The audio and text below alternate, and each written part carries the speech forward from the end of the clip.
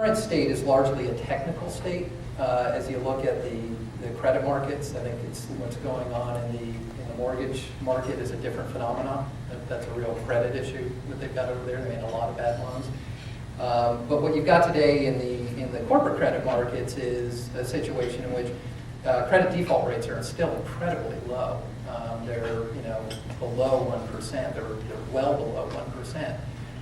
And when you've seen real credit disasters historically, whether that's around that's the late 80s, early 90s when we had the last LBO bust.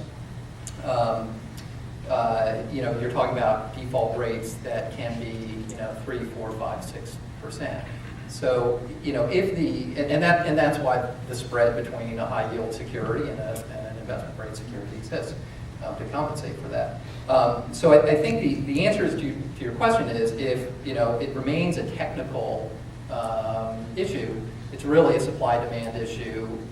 It's going to require the markets to stabilize and the supply or the demand to return to the markets. And I think our best estimates are that at this point that's probably about 2 quarters. I think if it migrates, there's plenty of talk today about whether the contagion is going to spread to other areas of the market or other geographies, and if it becomes a real credit issue for people because there's an economic slowdown associated with the loss of liquidity, then it could be a more significant issue.